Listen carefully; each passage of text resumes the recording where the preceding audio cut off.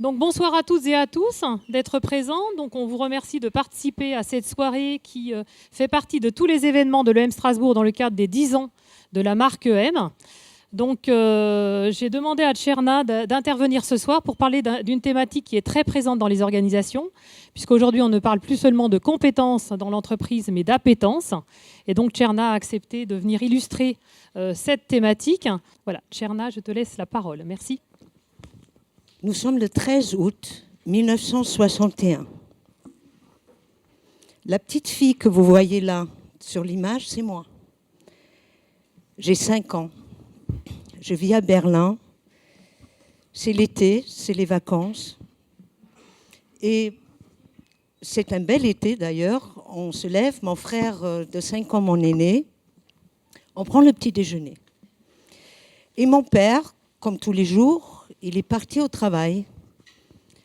Et à ma grande surprise, au milieu de la matinée, mon père, il revient à la maison. Et puis il nous dit, les enfants, je ne peux plus aller au magasin. C'est impossible. Ils sont en train de dresser un mur, ils sont en train de dresser des barbelés partout et je ne peux plus aller. Alors moi, ma réaction de petite fille de 5 ans, c'était de dire « Chouette alors, on va passer la journée ensemble ». Mon frère, qui avait quand même 5 ans de plus, il a commencé à poser des questions. Et puis il dit « Papa, ça veut dire quoi un mur? Ça veut dire quoi des barbelés? Ça veut dire qu'on ne peut plus aller de l'autre côté ?» Alors mon père a dit « Je crois qu'on ne pourra plus y aller. » Non, en effet. Mais ça veut dire qu'il y a des familles qui vont être séparées. Ça veut dire que ton magasin, tu es en train de le perdre, tu ne pourras plus aller. Et je sentais que c'était quelque chose de très anxiogène pour moi, petite fille de 5 ans. Alors ce que je peux vous dire, c'est que cette histoire-là, mon histoire, a commencé à cette époque-là. Et je me suis dit, au fond de moi, jamais, mais jamais, quelqu'un décidera à ma place. Jamais quelqu'un me prendra ma liberté. Et jamais quelqu'un me prendra mon autonomie. Et c'est ce qui m'a toujours animée. Et c'est ce qui fait que je vais vous raconter mon histoire. Alors, Berlin, c'est une histoire en même temps triste parce que, bien sûr, il y a des choses, on sait qu'il y a eu des morts, que les gens pouvaient plus se déplacer, etc. Mais Berlin, c'est aussi une histoire unique. Pourquoi ? Imaginez-vous que Berlin, une fois qu'il y avait le mur, c'était un écosystème complètement fermé. Ça veut dire pour aller de l'autre côté, il fallait traverser à nouveau de l'Est pour aller à l'Ouest. Donc un écosystème complètement fermé. Et là, je suppose, parce que moi j'étais petite, il y avait des gens intelligents qui ont commencé à réfléchir et à dire comment peut-on s'organiser pour que ça soit différent. Alors on avait un maire à l'époque à Berlin, Willy Brandt, vous avez certainement entendu parler, un chancelier Konrad Adenauer, et je suppose que ces gens-là, ils ont dû réfléchir et ils ont dit comment fait-on pour garder cette ville attractive? Comment fait-on pour que les jeunes ne quittent pas la ville, pour qu'ils n'essayent pas de déserter cette ville qui finalement était complètement enfermée? Comment fait-on? Ils ont eu quand même quelques très bonnes idées. La première chose qui était pratiquement déjà un acquis, c'est le fait que les jeunes Berlinois, quand ils étaient résidents à Berlin, n'avaient pas l'obligation de faire le service militaire. Et la deuxième chose, la question qui sont posées, comment fait-on pour attirer les intelligences du monde entier? Il faut qu'on devienne les meilleures universités. Et du coup, ils ont fait venir des professeurs extraordinaires. Et Berlin a réussi à être parmi les meilleures universités du monde. Mais il n'y a pas que ça. Ils ont aussi réussi à attirer des artistes extraordinaires. Et ils ont réussi aussi à subventionner l'accès à la culture, ce qui fait que, très sincèrement, nous, on payait quelques centimes pour aller voir l'opéra, le théâtre, etc. Alors, je peux vous dire, la Calas, je l'ai vu chanter des dizaines de fois.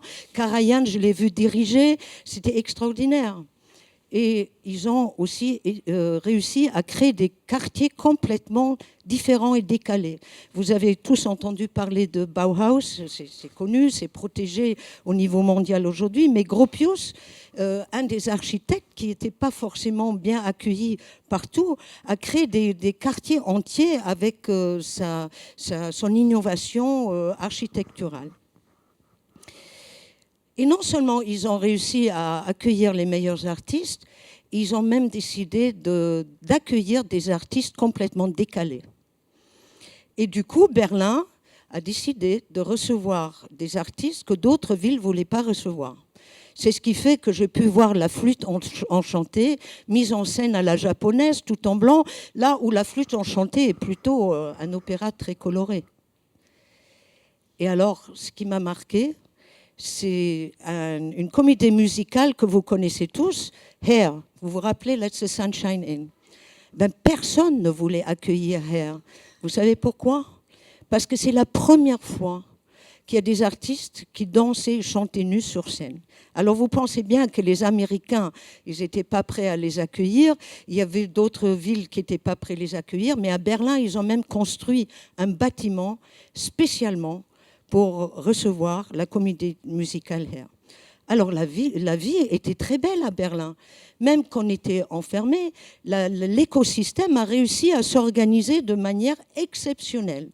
Donc vous vous imaginez, on mangeait français, on parlait anglais, on vivait à l'américaine, c'est quand même top.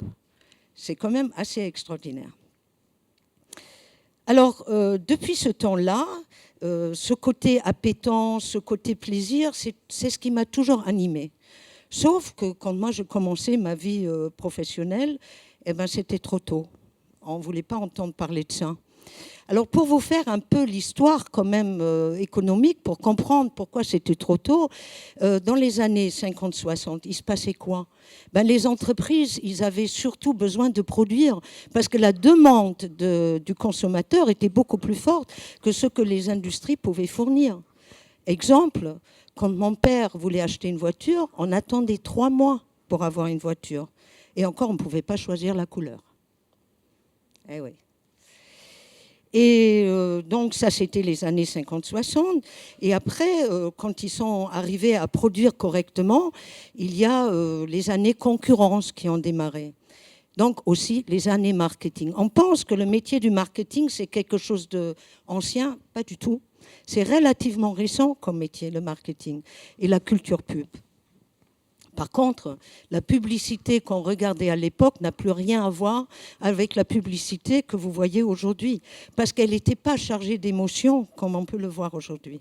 C'était la publicité qui dirigeait le client vers un produit nécessaire, utile, la bonne machine à laver, le fer à repasser. Voilà, c'était ça la publicité et les années marketing. Alors, quand les entreprises ont bien réussi à promouvoir leurs produits, il y avait bien sûr aussi la concurrence. D'ailleurs, il y a beaucoup des industries qui ont compris ça. C'est ce qui fait que les voitures Toyota sont arrivées en Europe. Hein, et tout clé en main. Ils étaient beaucoup plus rapides que d'autres. Donc, il fallait réfléchir. Comment est-ce qu'on garde tout ça fiable pour le consommateur? Rappelez-vous, maintenant arrivent les années qualité. Donc, les entreprises se sont dit, il faut qu'on fiabilise la qualité de nos produits, et c'est la fameuse ISO 9000 qui est arrivée dans les entreprises. Et j'en sais quelque chose, j'en ai mangé du 9000. Alors, on a écrit des processus, on a écrit des procédures, on a tout écrit et de manière à ce qu'on pouvait vraiment tout contrôler. Et c'était bien, et c'était certainement nécessaire. Et quelque part, vous tous aujourd'hui dans la salle, vous ne voudriez plus acheter un produit qui ne soit pas de qualité. Même si vous achetez un chocolat à 1 €, vous voulez qu'il ait bon goût, vous voulez qu'il soit bien emballé et de préférence pas moisi. Eh oui. Et un peu plus tard, et c'est là que commençait à venir, à sentir dans les entreprises qu'il y avait éventuellement une place pour le plaisir au travail, c'est les années bien-être. L'année 2000, les années 2000, c'est les années bien-être. Rappelez-vous à quel point on a vu naître des clubs de sport, les spas en ville. Et aujourd'hui, même vous souhaitez plus aller dans un hôtel où il n'y a pas une piscine ou éventuellement un spa ou des massages. Pourquoi ? Parce que on a toute une génération, et je vais vous parler un peu plus tard aussi de la génération plus jeune, qui se disent on veut un meilleur équilibre entre le travail et la vie privée.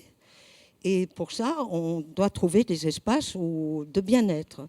Et le bien-être est même rentré dans les entreprises. Aujourd'hui, on trouve des salles de repos, on trouve des massages, du shiatsu. Ce n'est pas par hasard, tout ça.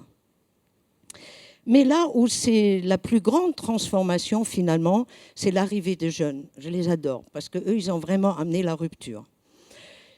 Et il y a un changement de paradigme fondamental qui est la notion du travail. Parce que pour les jeunes, le travail n'est plus une valeur. Pour les jeunes, le travail est un moyen d'accéder à quelque chose, pas simplement à de l'argent. Ce qu'ils veulent, eux, les jeunes, c'est être formés. L'entreprise qui va leur donner le meilleur moyen de se développer est une entreprise attractive. Ils veulent du sens. Ils veulent être un contributeur. Ils veulent contribuer à une œuvre, à quelque chose qui fait sens pour eux. Et ils veulent des managers compétents. Ils ne veulent pas des managers qui contrôlent. Ils veulent autre chose. Alors, ce qui est intéressant avec l'arrivée des jeunes et toute la transformation et le changement de paradigme, c'est qu'il y a aussi tout un mouvement qui arrive, qui amène la transformation dans les entreprises. Et là, je voudrais vous parler de 4 très belles rencontres que j'ai eu la chance de faire dans ma vie. Ma première rencontre, c'est un homme qui est chef d'entreprise, qui aujourd'hui est à la retraite, mais que je porte toujours dans mon cœur, c'est Jean-François Zobrist. Jean-François Zobrist, c'est un dirigeant qui a osé. Et il est parti de quelque chose de très, très simple. Il a dit, pour moi, l'homme, il est bon. Et l'homme, il est intelligent. Et quand on a partagé ensemble, il me dit, Tcherna, chaque collaborateur dans mon entreprise est un chef d'entreprise. J'ai dit, ah bon ? Il me dit, oui. Il gère sa maison, il gère sa famille, il gère sa banque, il gère ses courses, il gère... À plus petite échelle, c'est équivalent à une entreprise. Et c'est vrai qu'une famille est une entreprise. Et il a créé, Jean-François, des vraies ruptures. Pour moi, c'est un vrai exemple de chef d'entreprise qui a osé faire des choses. Il a dit, moi, je ne veux plus des gens qui contrôlent les autres parce qu'il n'y a aucune valeur à ajouter à faire ça. L'homme, il est bon, l'homme, il est intelligent, donc je vais faire autrement. Donc, qu'est-ce qu'il a fait, Jean-François Zobrist ? Il est allé voir son codir, il a réuni son codir, il leur a dit, plus de codir, finito. On va dissoudre le codir, vous trouvez un autre job dans mon entreprise, si vous en trouvez un, mais il faut que votre job apporte de la valeur ajoutée. Alors vous pensez bien qu'il y a eu pas que des gens très contents, mais il y en a qui ont trouvé leur place. La deuxième chose qu'il a fait, il a dit, nos clients, c'est ceux qui nous font vivre. Donc le parking là devant pour la direction, fini. Ça, c'est le parking pour les clients. Il faut que ça change. Alors il a fait beaucoup d'actions, je vous en cite juste quelques-unes. Et une qui m'a vraiment marquée et que j'ai vue, c'est, il a dit, quand un opérateur a besoin d'une pièce sur sa machine, eh ben, qu'est-ce qu'il fait ? Eh ben, il court au magasin, il remplit un bon. Le magasinier, s'il est bien luné, il va éventuellement chercher rapidement le produit. Il ramène le produit, l'opérateur, il retourne à sa machine. Ça peut aller jusqu'à 30 minutes. Il a dit ça, c'est de la perte de performance. Donc, qu'est-ce qu'il a fait ? Il a cassé les murs du magasin. Et alors là, tout le monde a dit, oh là, stop, là, c'est de la folie. Ils vont te voler tout ce qui est dans le magasin. Et Jean-François, il a répondu, il a dit combien ils vont déjà voler ? Une fois que tout le monde aura pris un marteau, des vis et tout ce qu'il lui faut à la maison, ça ne vaut de loin pas le gain de performance et de productivité que je suis en train d'avoir par rapport à l'ouverture du magasin. Ma deuxième rencontre qui était très significative pour moi, c'est la rencontre avec un homme dont vous avez certainement entendu parler, qui s'appelle Isaac Getz. Alors Isaac Getz, il a écrit un livre qui a fait beaucoup de buzz sur l'entreprise libérée. Et Isaac, il a le mérite d'avoir fait une véritable recherche sur le sujet. Il a été voir les entreprises, il a regardé ce qui se passe et il a compris qu'on ne pouvait plus aujourd'hui fonctionner de la même manière qu'il y a encore 10 ans, 20 ans, 30 ans. Et que finalement, la libération de l'entreprise et des énergies, parce que c'est de ça qu'il s'agit, ça passe par le dirigeant. Donc le premier à libérer, c'est les dirigeants. Donc pour moi, c'est une bonne nouvelle parce qu'on a du boulot, nous les coachs, donc c'est très bien. On libère maintenant les dirigeants, c'est formidable. Mais il a fait un travail remarquable de recherche. Donc Isaac, il est professeur à l'ESCP, aussi chercheur et conférencier. Et du coup, on a l'occasion d'échanger beaucoup à ce sujet. Ça, c'est ma deuxième belle rencontre sur le sujet, parce que j'ai fait beaucoup de belles rencontres. Ensuite, je rencontrais 2 personnes, dont une qui est dans la salle ce soir, Maria Nikolenchik, et Francis Boyer. Alors Francis Boyer, personnage atypique, pourquoi? Parce qu'il était DRH de l'Opéra national de Paris. Il a complètement changé de casquette. Aujourd'hui, il est consultant, il est aussi conférencier. Il va d'ailleurs sortir un livre très, très intéressant sur les appétences et sur le management par les appétences. Et avec ces 2 personnes, on a créé un petit laboratoire de recherche et développement autour des appétences. Et ça, c'est quelque chose qui n'existait pas auparavant. Et je vais vous illustrer maintenant un petit peu comment ça se présente. En entreprise, on fait tous des tâches diverses et variées. Il y a 4 typologies d'activités auxquelles on peut participer. Il y a ce qu'on adore et ce qu'on sait bien faire. Et ça, c'est plutôt facile. Et ça devrait représenter 50% de notre activité. Ce n'est pas toujours le cas. Ensuite, on a des choses qu'on ne sait pas faire, mais qu'on aimerait quand même bien apprendre. Et ça, c'est important, parce que dans l'entreprise, c'est ça qui va nous permettre de nous développer. Et ce n'est pas forcément des choses qui sont complètement attachées à notre activité à 100%. Ensuite, on a des choses qu'on sait bien faire. Par exemple, moi, je sais faire mes factures, un peu de comptabilité, mais je déteste. J'aime pas ça du tout. Mais pourtant, on a des petites tâches douleurs qu'on fait quand même, qui font partie de notre activité. Et la 4e catégorie de tâches sont des tâches qu'on n'aime pas faire et qu'on n'a pas envie d'apprendre. Par exemple, moi et l'informatique, on n'est pas très copains. Donc, c'est des choses qui ne nous intéressent pas. Ce qui est intéressant sur le diagramme que je vous projette là, c'est l'idéal. Si on devait projeter un idéal, eh ben, on aurait 50% d'activités, des choses qui nous passionnent, qu'on aime et qui nous font vibrer, 20% d'apprentissage, ça représente 70 et 30 dans les autres tâches. Ça, ce serait l'idéal. Alors, avec Francis, on a pu interroger aussi un certain nombre d'entreprises et ce que je vous raconte là, ce n'est pas forcément toujours ce qui se passe aujourd'hui. Ce qui est aussi intéressant, c'est de regarder qu'est-ce qui procure finalement du plaisir au travail. On parle d'appétence et ça veut juste rien dire. Donc, qu'est-ce qui nous procure du plaisir au travail? Et là aussi, vous allez voir, il y a 4 catégories. Il y a ce qui se présente autour des conditions de travail. Alors on s'est dit, oui, les conditions de travail, est-ce que là-dedans on peut trouver des appétences? Et oui, parce que là-dedans, même une organisation peut être séduisante. Une organisation peut attirer des personnes. Ça peut être un lieu, un cadre. Aujourd'hui, vous voyez bien dans les entreprises, on crée des Fab Labs, on crée des espaces de détente, mais on crée aussi des coworking espaces qui ressemblent à ce que vous pouvez louer en ville. Vous commencez à le trouver en entreprise et ça plaît énormément. Il y a bien sûr dans les conditions de travail aussi la rémunération, je ne voudrais pas l'oublier. Il y a aussi les moyens qu'on donne pour faire des choses.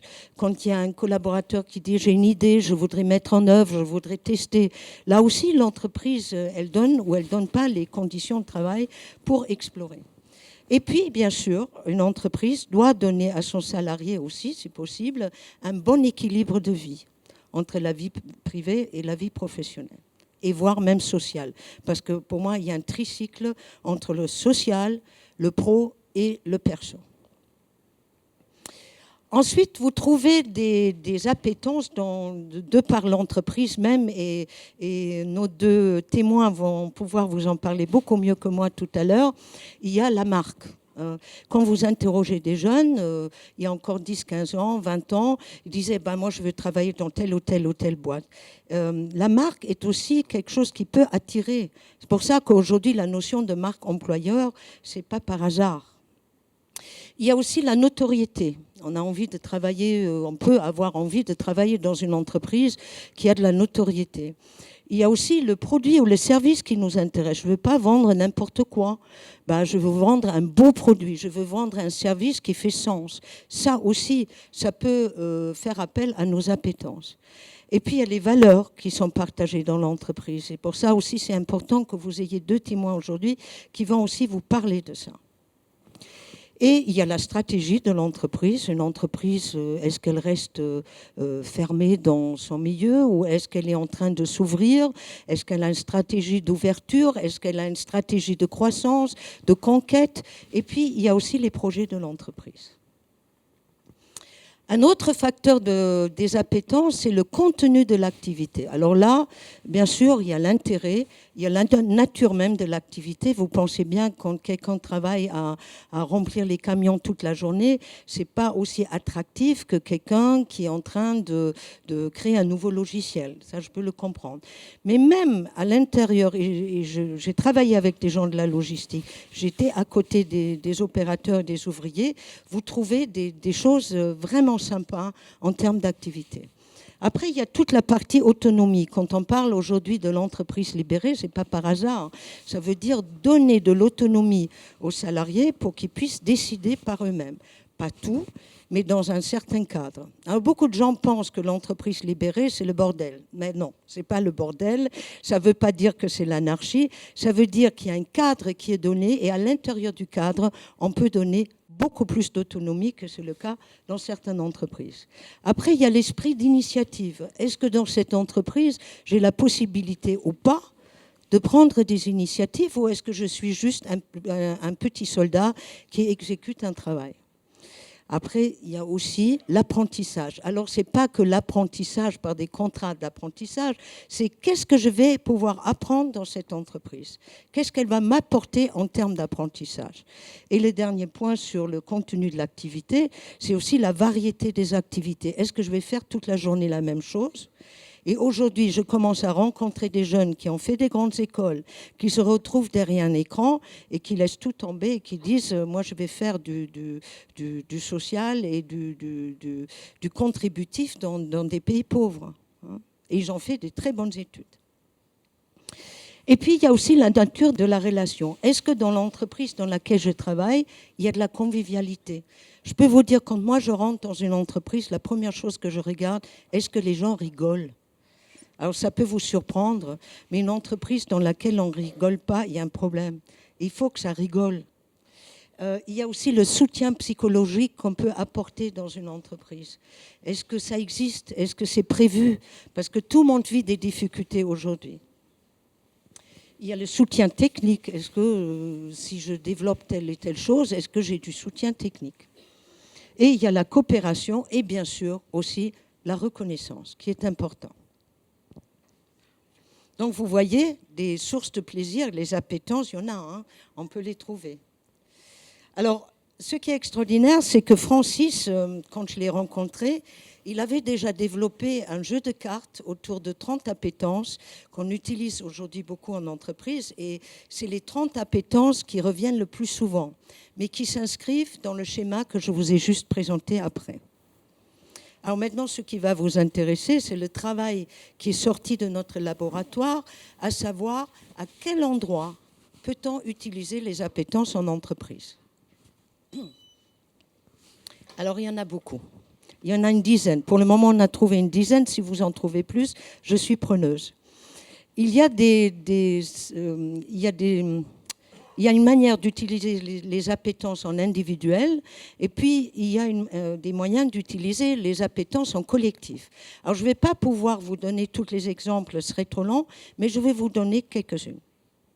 Par exemple, j'ai demandé à 6 DRH que je connais, je discutais avec elles et j'ai dit, est-ce que vous êtes prêts à faire une expérimentation et d'utiliser les appétences lors de vos recrutements? Ah oui, mais comment on va faire? Je dis, écoutez, vous avez un problème. Quand vous recrutez et vous retrouvez les derniers candidats en shortlist, ils sont pareils. Ils ont la tête bien faite, ils ont un super CV, ils ont une belle expérience, vous avez des bonnes références, peut-être ils ont même fait quelques tests de personnalité, c'est super. Mais à la fin, vous vous retrouvez devant 2-3 candidats et vous dites lesquels je prends. Alors j'ai simplement demandé à ces DRH de poser une question à ces candidats. Quelle est votre source de plaisir pour rejoindre notre entreprise? C'est-à-dire, qu'est-ce qui vous fait plaisir en venant rejoindre notre entreprise? Et alors là, grande surprise, les réponses étaient diverses et variées. Il y avait des réponses du type, parce que pour la première fois, je vais habiter 5 minutes de mon boulot et ça me fait plaisir, je vais gagner du temps et je vais avoir du temps pour moi. Une autre personne a répondu, moi, ce qui me fait plaisir de rejoindre votre entreprise, c'est que la première fois, je vais enfin travailler en équipe là où j'étais seule. Un autre qui a répondu, vous m'engagez pour développer, participer à un nouveau produit, j'ai jamais eu l'occasion de le faire. Et quelqu'un d'autre qui a dit, je vais pouvoir utiliser mes appétences pédagogiques pour faire ça et ça. Mais rien à voir avec les compétences, le CV et ce pourquoi ils ont été reçus au départ. Et c'est là où les DRH ont dit, là, on a vu une véritable différence. Et c'est là qu'on a pu discuter complètement différemment avec les candidats et de manière complètement, comment on peut dire, en off, parce qu'ils ont exprimé quelque chose avec leurs émotions et leurs tripes qui n'était pas du tout le candidat qui se présente et qui veut uniquement le job pour le job. Un deuxième exemple, c'est un exemple de coaching qui m'a beaucoup marqué. Parce qu'il y a un jeune homme, 38 ans, qui est brillantissime, qui est identifié dans l'entreprise comme ce qu'on appelle les high potential, donc un profil de talent. Et il a été nommé responsable de toutes les usines pour l'Asie. Donc il dirigeait déjà, il était plant manager en France. Il a été nommé responsable de toutes les usines pour l'Asie. Et ça, c'était au mois de mars, avril. Il devait, fin d'année, prendre sa nouvelle fonction. Sauf que le DRH, il m'appelle, il me dit, Tcherna, écoute, on a un problème. On a un gars là qui est génial, il a un talent fou, il est brillantissime, mais depuis 2 mois, on sent qu'il y a un truc, ça va pas, quoi. Il n'est pas dans la performance, il n'a pas de bons résultats. Est-ce que tu peux le recevoir? J'ai dit oui, s'il est demandeur aussi, moi je veux bien, mais dis-lui que je suis coach, je veux bien avoir un entretien avec lui. Donc je reçois ce jeune homme, 38 ans, tête bien faite, intelligent, tout ce que vous voulez, et puis il me raconte son histoire, comme quoi il a été nommé responsable des usines en Asie. Et puis je lui pose la question, est-ce que ce nouveau job vous fait plaisir? Et je vois ce jeune homme s'écrouler devant moi. Et il me dit, vous êtes la première personne qui me pose cette question. Ni ma femme, ni ma famille, ni mon manager, personne dans l'entreprise m'a posé la question si ça me faisait plaisir de prendre ce job. Et alors? Il me dit non. Je suis tellement heureux dans le job que j'occupe actuellement, j'ai aucune envie de partir en Asie, mais je ne peux pas le dire parce que si je le dis, ma carrière, elle est foutue. Je dis ça, c'est pas sûr, parce que quand on a quelqu'un de brillant dans l'entreprise, quand on a un véritable talent dans l'entreprise, je pense pas qu'on a envie de le perdre et que sa carrière soit terminée. Donc je coachais ce jeune homme pour qu'il aille voir son manager et sa direction, c'est le président, le CIO, vice-président, qu'il aille lui parler et lui dire qu'il n'a pas envie de prendre ce job. Et bien sûr, dans l'entreprise, ça s'est super bien passé, parce qu'un talent comme ça, ils n'avaient pas envie de le perdre. Et le directeur lui a répondu, tu sais, on pensait que si on n'allait pas te promouvoir assez rapidement, tu allais partir. Voilà la réponse. Alors, un autre exemple que je voudrais vous donner, donc là, on a parlé du coaching, on va parler aussi de l'évaluation. On a longtemps travaillé en évaluation d'entreprise, notamment dans les entretiens annuels, sur le savoir-faire, donc les compétences. Et qu'est-ce qu'on évalue? Les objectifs, l'atteinte des objectifs, la performance, etc. Ensuite, on a quand même compris que ce n'était peut-être pas suffisant et on a commencé aussi à regarder le savoir-être pour être en phase avec les valeurs de l'entreprise, pour regarder comment se comporte la personne en entreprise. Mais ce qu'on a très peu fait, c'est d'évaluer le aimer faire. Et moi, je suis très content que la nouvelle loi sur les entretiens professionnels a émergé, parce que c'est maintenant une obligation, alors que les entretiens annuels, ça ne l'est pas. Donc depuis 2 ans et demi, on est obligé de mener des entretiens professionnels et de prouver qu'au bout de 6 ans, on a fait progresser le collaborateur. Donc ça, c'est une véritable révolution. Mais pour ça, j'ai vu des DRH et des chefs d'entreprise, ils me disent, qu'est-ce qu'on met dans ce truc? Qu'est-ce qu'on fait là-dedans? J'ai dit, écoutez, vous leur demandez tout simplement déjà ce qu'ils aimeraient faire. Ce serait déjà pas mal. Et du coup, on rentre maintenant aussi cette notion du aimer faire dans l'évaluation de manière très structurée en entreprise. Alors, le dernier exemple que je vais vous donner, je pourrais vous parler des heures, mais ce n'est pas le but, c'est la gestion de projet. Pour ceux qui travaillent en entreprise, comment ça se passe? En général, on veut lancer un projet, super, et puis il y a un dans le groupe là, du comité de direction qui dit « Pierre fera un excellent chef de projet ». Sauf que Pierre, il n'a rien demandé. Hein. Donc, dans les meilleurs des cas, Pierre, il est content d'être chef de projet. Et puis, non seulement on lui dit, Pierre, tu es chef de projet, mais tu vas travailler avec Jacques, Karine, Evelyne, Jean, des achats, de la production, de la qualité, et ça, c'est ton équipe projet. Ah ouais, ok, je suis chef de projet, je ne peux pas choisir mon équipe projet. Et puis là, c'est les emmerdes qui commencent. Et je vais vous dire pourquoi. Parce que lui, il est encore enthousiaste, il a envie de lancer son projet. Alors, il organise la première réunion qu'on appelle le lancement de projet. Formidable. Alors, il invite tout le monde, il envoie les invitations Outlook, ça marche bien. Et puis, dans les meilleurs des cas, plus ou moins, ils acceptent. Donc, il y a un oui, vous tapez oui dans Outlook. Et la veille, il commence à voir 2 personnes qui disent Pierre, écoute, vraiment désolé, mais j'ai tellement de surcharge, j'ai tellement de boulot. Ta réunion, c'est pas leur réunion, ta réunion demain, je ne pourrai pas y être, je suis vraiment désolé. Deuxième. Et le lendemain matin, réunion à 9h, 8h, il commence à avoir 2 autres mails. Pierre, vraiment désolé, je serai en retard ou je ne pourrai pas venir. Et puis, il arrive à sa première réunion de gestion de projet, il a la moitié du groupe projet autour de la table, ce qui fait qu'ils ne peuvent rien lancer, rien décider, pas avancer. Alors, quand on entend en entreprise que les projets sont en retard, sachez que c'est rarement parce qu'ils n'ont pas ou les moyens ou parce qu'ils n'ont pas le budget, c'est pas ça. C'est un manque total de disponibilité et d'appétence pour un projet. Alors, j'ai eu un chef d'entreprise qui m'a dit « Tcherna, chez moi, les projets n'avancent pas ». J'ai dit, ouais, tu m'étonnes, voilà, pour les raisons que je viens de vous expliquer. J'ai dit, est-ce que tu es prêt à expérimenter autre chose? Il m'a dit, ok, comment?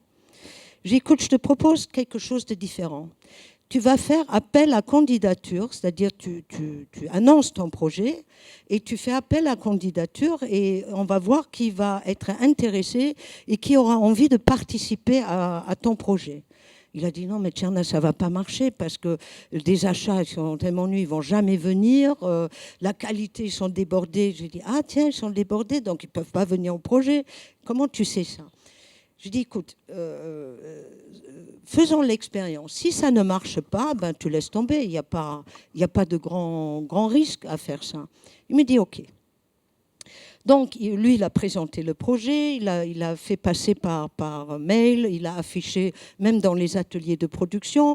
Je dis, prends un projet qui n'est pas trop risqué, un projet où tu peux maîtriser un certain nombre de choses. Et du coup, il a affiché son projet. Il a fait appel à candidature. Et là, il y a eu des gens auxquels il ne s'attendait pas du tout. Des gens de la production, des gens du marketing sur un truc technique. Il a eu des personnes où il ne s'attendait pas du tout. Il me dit, tu vois, je t'ai dit, j'ai pas les bonnes personnes autour de la table. Tu vois, ceux qui sont là, qui viennent s'inscrire, je peux rien faire avec eux. J'ai dit, ça, c'est pas sûr. Donc on les a reçus, il a joué le jeu quand même, on les a reçus et on n'a absolument pas parlé de compétences, pas du tout. Et j'ai tout simplement demandé à ces personnes de me dire quelle est leur source de plaisir, quelle est l'appétence qui fait qu'ils sont venus rejoindre ce projet, pourquoi ils veulent venir. Et là, on a eu des réponses, comme tout à l'heure pour le recrutement, très étonnantes. Parce que les personnes, ils ont dit, je travaille jamais en équipe, jamais participé à un projet, c'est l'occasion jamais. Il paraît que c'est un autre qui a dit, c'est à l'international, peut-être je pourrais enfin utiliser un peu mon anglais. Et puis on a eu des réponses diverses et variées, très intéressant. Alors, troisième chose qu'on a fait, j'ai dit maintenant, vous allez vendre ce projet à votre manager. Et vous allez demander un écrit comme quoi il est d'accord que vous participez à ce projet. Parce que s'ils n'ont pas le soutien du manager, ils ne vont pas les libérer sur le projet. Alors sur les 12 candidats qu'on avait, c'est une PME, hein, sur les 12 candidats qu'on avait, il n'y a que 2 qui n'ont pas obtenu l'accord. Les autres, c'était super. Ils sont tous revenus avec leurs documents. Mon manager, il est d'accord. C'est génial. Donc on a fait une cartographie de leur appétence ensuite pour regarder, puisque chacun a déclaré son appétence, pour regarder qu'est-ce qui fait qu'ils rejoignent cette équipe. Et puis là, il y a eu de tout. Et on a vu aussi que peut-être on manquait d'appétence. Donc je leur ai posé la question, pour réussir ce projet précisément, quelles sont les appétences qui manquent? Alors on n'était toujours pas sur les compétences, hein. Donc ils ont dit, il manque quelqu'un qui sait bien fédérer ce groupe, donc une appétence de fédération. Il manque quelqu'un qui pourrait nous apporter un petit peu de regard du marché, donc quelqu'un du commercial et qui aime ça, ou du marketing, etc. Ils ont été suffisamment intelligents pour voir quel genre d'appétence manquait dans cette équipe projet. C'est seulement après qu'on est allé sur les compétences et je leur ai posé des questions. D'après vous, quelles sont les compétences qu'il faut pour réussir ce projet? Et d'eux-mêmes, ils ont dit, il nous manque quelqu'un des achats, il nous manque quelqu'un de la qualité. Et là, les petits gens qui est tout jeune, qui est arrivé dans l'entreprise, il me dit, moi j'ai un pote aux achats, si je lui raconte que moi je suis dans le projet, il va venir, hein. Ça c'est sûr. Et du coup, quelqu'un d'autre qui a dit, moi je connais bien Claire-Lise, qui est à la qualité, si elle sait qu'on va travailler ensemble, elle va venir. Et ça s'est exactement passé comme ça. Ce qu'on a fait ensuite, on a posé la question, j'ai posé la question aux dirigeants, j'ai dit, donne-moi les indicateurs de mesure, les KPIs. Dis-moi comment toi, chef d'entreprise, tu vas savoir que ce projet a réussi. Il me dit, déjà, il faut qu'il me respecte le budget. Super, ça c'est mesurable, facile. Ensuite, je voudrais qu'il le fasse dans le délai que j'accorde à ce projet. Et la troisième chose, je voudrais voir que si ton truc, vraiment, les gens sont plus présents sur le projet qu'avec la méthode classique. J'ai dit, OK, ça me va très bien. Alors, ce que je peux vous dire comme résultat de ce projet-là, c'est qu'ils ont respecté le budget, ils ont fini avant le délai, et ils se sont tellement bien organisés que ça n'a absolument pas impacté leur travail. Ils se sont vus le soir, ils se sont vus en dehors, ils ont fait leur propre challenge de ce projet. Et c'est ça qui est extraordinaire, c'est faire confiance dans l'homme, faire confiance dans sa capacité à juger ce qui est utile et nécessaire. Et c'est ça vraiment qui m'a fait vibrer dans cette expérience. Alors, vous aurez bien compris qu'il faut activer les appétences, il faut aller les chercher, mais pas que. Une expérience qui m'a fait vibrer aussi et qui montre que c'est possible naturellement, c'est une expérience que j'ai vécue avec quelqu'un qui est aujourd'hui dans la salle, qui est directeur de la manufacture Saint-Louis, une cristallerie. Et je me rappelle la première fois que je suis arrivée à la cristallerie Saint-Louis, François, je croyais que j'étais au bout du monde. Il y avait Beach, un bâtiment gris, et il y avait marqué manufacture. Et j'ai dit, mais qu'est-ce que je fais là? D'une tristesse, gris, il faisait noir, c'était l'hiver, il fallait traverser la neige. J'ai dit, mon Dieu. Alors, François m'a accueilli à l'époque, j'ai ouvert la porte et je suis rentrée dans un monde magique. Un monde magique que vous ne pouvez même pas imaginer. Et du coup, j'ai eu le privilège d'être au contact avec les artisans verriers, qui sont des gens passionnés. Passionnés. Là, vous n'avez pas de problème de motivation ni d'appétence, hein, parce que leur métier, ils adorent. Ils adorent leur métier. Et quand on a la chance de faire un métier qu'on aime, on le fait forcément bien. Et pourtant, je vais vous dire, ce n'est pas un métier facile. Parce que moi, j'ai essayé de cueillir le cristal. Je n'ai même pas pu m'approcher du four tellement c'était chaud. Le cristal est une matière vivante. Quand les verriers arrivent le matin, ils ne savent pas s'ils vont pouvoir travailler correctement parce qu'ils ne savent pas encore quelle est la qualité du cristal. Et ces gens-là, ils savent coopérer, collaborer parce que chacun est spécialiste dans un domaine. L'un, il saura fabriquer, créer le pied d'un verre, l'autre, il saura faire autre chose. Et quand vous créez, je ne sais pas si vous avez déjà vu, il y a des vases à la cristallerie qui pèsent des kilos et des kilos, et où ils sont plusieurs artisans à fabriquer un produit ensemble. Quand il y a un qui doit faire pipi, il ne peut pas aller, hein. Je peux vous dire, c'est impossible, parce que s'il lâche son poste, sa place, c'est tous les autres qui ne peuvent plus maîtriser le produit. C'est une coopération, une collaboration unique au monde. J'ai rarement vu ça, et c'est un vrai exemple de passion et d'appétence. Donc, ce que j'ai envie de vous dire en résumé, c'est juste quelques phrases. Quand vous avez la possibilité de faire un métier que vous aimez, ben, vous le faites forcément bien. Si vous ne faites pas un métier que vous aimez, apprenez à l'aimer et activez vos appétences. Alors, en résumé, plutôt que diminuer le stress, parce que c'est ce qu'on fait beaucoup dans l'entreprise. Moi, j'ai beaucoup de DRH qui me disent « Tu peux nous faire un truc sur la gestion du stress ?» Et moi, je réponds « Je pourrais faire un truc pour activer les appétences, ça marche beaucoup mieux. » Hein? Donc, plutôt que de diminuer le stress, mieux vaut augmenter le plaisir. Le plaisir, c'est le ressenti de chacun. C'est quelque chose qui est propre à nous. Ce n'est pas forcément la même appétence et le même plaisir pour tout le monde.